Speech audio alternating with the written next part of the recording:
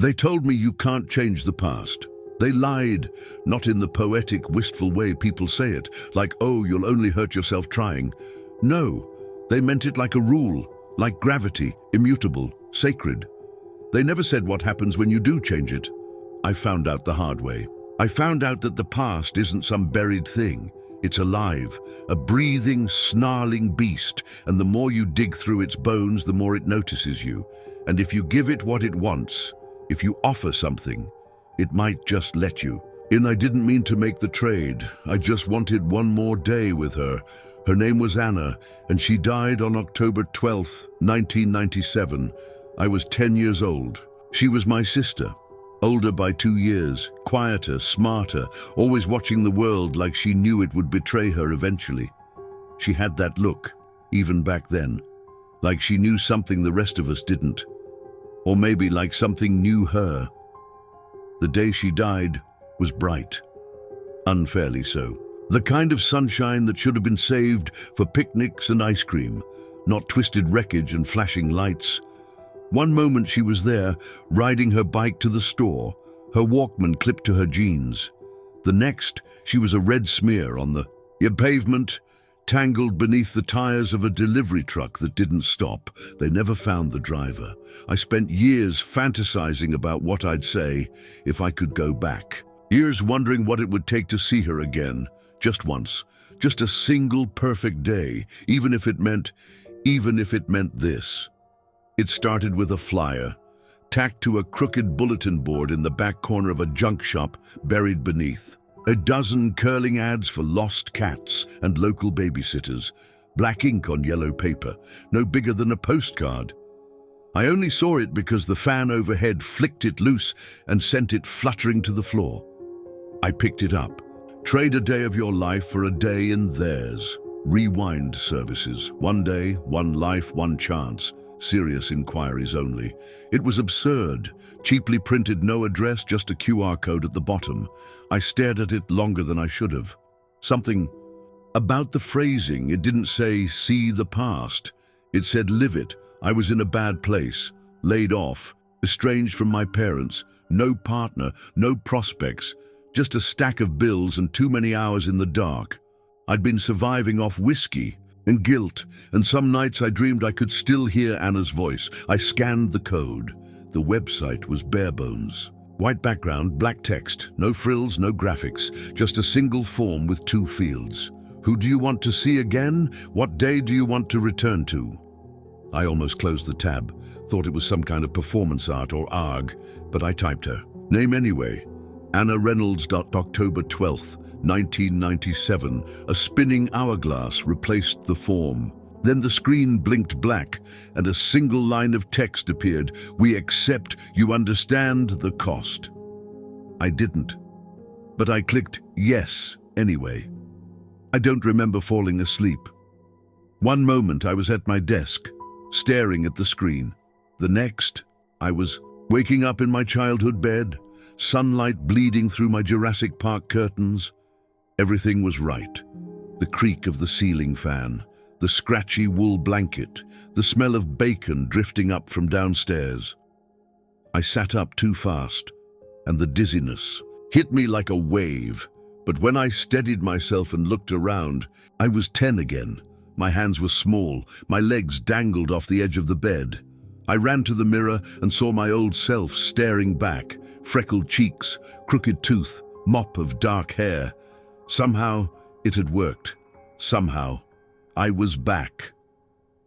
I burst downstairs like a storm, and there she was, Anna, sitting at the table pouring syrup onto pancakes, her Walkman beside her and her usual half-smile pulling at the corner of her lips. She looked exactly how I remembered, except more real, sharper, like no memory could ever match the weight of her presence. Morning, Dork, she said. I nearly cried. She didn't notice. She kept chewing, flicking through the pages of a Goosebumps book like it was any other Sunday, but it wasn't. This was the day she died, and I had less than 24 hours to stop it. I sat across from her, studying every detail. The way her lashes curved slightly upward, The chipped black nail polish on her left thumb, the faint tan line from the cheap bracelet she never took off until Mom made her. She looked up from her book and narrowed her eyes. "You okay?" I nodded quickly. "Yeah, just happy, I guess." She rolled her eyes but smiled. Weirdo. Time was already slipping through my fingers. I had no clue what hour she died, just that she'd left to grab gum and a pack of blank tapes from the convenience store, and she never came back. But I didn't know when she left. I had to buy myself time. "Hey, don't go to the store today," I said as casually as I could. Anna raised an eyebrow. "Why not?" "I don't know, I just had a bad dream. Something about a truck." Her expression soured, skeptical. "You're being creepy again. You know I'm just going for tapes, right? I'll be fine." "No, seriously," I pressed. "Just wait until tomorrow, please, just this once." She frowned. I could see the gears turning. Her fingers drummed on the table. "Did Mom put you up to this? Is she mad about the Walkman again?" "No, please, stay home. We can hang out. I don't know, watch cartoons or play something." She leaned back in her chair and stared at me for a long time. Her gaze was so level, so uncomfortably adult. "Okay," she said finally. "One day won't kill me, but it already had." I was rewriting the ending. I didn't feel relief. I felt something watching. The day passed like a dream made of glass. Fragile, too bright, too perfect. We watched Are You Afraid of the Dark, reruns, and ate peanut butter sandwiches. She braided my hair for no reason, the way she used to when we were bored. We even dug out her old tape recorder and made up a ridiculous radio show about alien cats taking over the world. For those hours, it felt like magic had worked. Like I had cheated death, bent time, and nothing was going to snap me back. But just after sunset, the phone rang. It was Mom's voice from the kitchen. "Anna, can you run down to Don's? He's holding milk for us, but he closes early." Anna shot me a look, then she called back, "Can't Will go?" I held my breath. "Will's busy," Mom said. "Be back before dark, please." Anna stood up slowly. "I'll be quick." "No!" I jumped up, grabbing her wrist. "Let me go, I'll go, seriously." She blinked. "You hate going alone." "I don't care. I don't want you to." We stared at each other, her hand in mine. A strange current passed between us, like something outside the moment was listening. She let me go. "Fine, but get the red cap milk, not the green." I nodded, heart pounding. I ran. I got to the store and back in 10 minutes. I stayed off the main roads. I avoided every possible path she might have taken. When I got back, Anna was on the porch, kicking her heels against the wood, humming something under her breath. It should have been over. I should have felt victorious. But the sky above us was wrong, too still, the wind too quiet. A strange weight pressed against my chest like gravity had deepened. Anna looked up, her expression tight. "Something's weird," she said. I sat beside her. "Yeah, I feel it too." She turned to me. "Will, what's going on? You've been acting like someone died." I hesitated. What could I say? "You did, but I traded my future to bring you back for a day." Instead, I asked, "Do you ever think about time?" Anna snorted. "All the time. It's all I ever think about." Like, what if it's not just one path? What if it's 1,000 threads in a web? She said suddenly. I froze. "That's what I see sometimes," she murmured, "when I close my eyes, like threads. But they're tangled, and something moves through them, something big." I shivered. She didn't elaborate. She just looked past me into the dusk. "Do you remember the old house on Linden Street?" she asked. "Yeah, the one that burned down." "It didn't." I turned to her. "What?" "I never told anyone this," she said, voice low, "but I went in there once, a year ago. I followed a cat.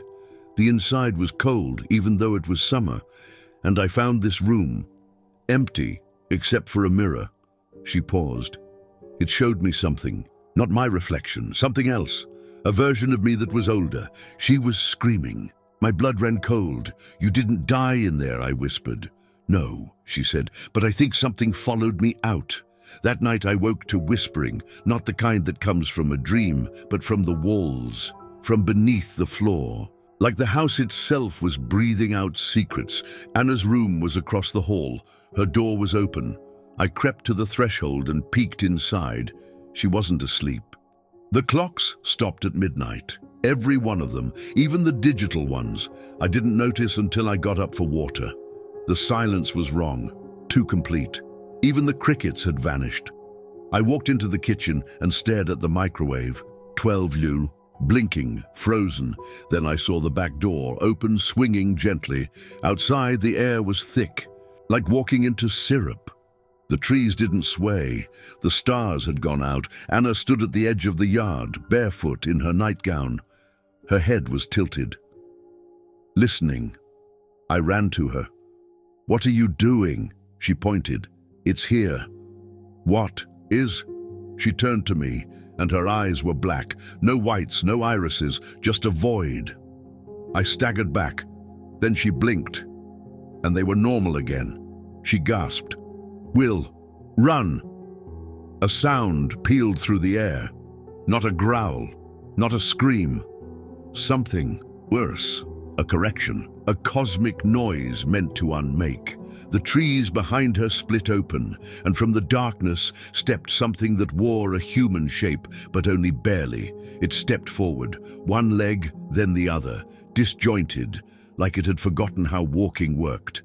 Its arms were too long, dragging through the grass. Its face was an approximation of human, like someone had described a person to it once, and it had tried to sculpt one from memory and rot. I couldn't breathe.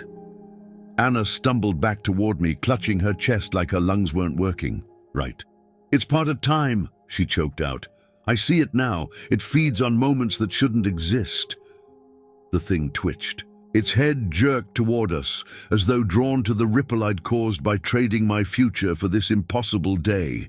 It opened its mouth, and from it came our voices, hers, then mine, overlapping and distorted. "This isn't yours. You don't belong. One day, one life, one chance." And then I understood. I had been warned. One day, that was the deal. But I didn't just come back to watch her. I'd interfered, I'd rewritten the script, and now time was snapping back like a rubber band, erasing the contradiction I'd become. Anna grabbed my arm. "You need to go. I won't leave you," I cried. "I saved you." "No," she said softly, "you only bought a little more time. It wants the moment back." The creature was closer now, moving faster, hungrily. The ground beneath it turned black, the air warped like heat off pavement. "It doesn't want me," Anna whispered. "It wants you." And I knew she was right. I turned and ran, through the back door, up the stairs, into the house that no longer welcomed me. The lights flickered, bleeding red at the edges. Every photograph on the wall had warped, Anna's face scratched out. My own stretched long and thin like melted wax. I stumbled into my old room and slammed the door. Then the world bent. The walls folded inward like paper. The ceiling cracked open into a sky I didn't recognize. No stars, just shifting equations in burning script. Time had come undone, and I was its infection. The creature didn't use doors. It seeped through the wall like water, reshaping itself. With each step, when it entered my room, it didn't attack. It simply opened its arms, and for a second, I saw what it saw. Thousands of lives, threads, all intersecting, splitting, rejoining. I saw the version of myself who never scanned the code, the one who died alone in a gray apartment. I saw the version where Anna died and the world moved on. The one where she lived, but I never did. I had violated the weave. I was the knot in the thread, and I had to be cut out. "I'll go," I whispered. The thing tilted its head. "But let her keep this day. Let her remember it." The air held still, like the universe was considering my offer. Then it nodded, just once. Its hand touched my chest, and time reversed in a scream. I woke up in a body that didn't feel like mine. Not exactly.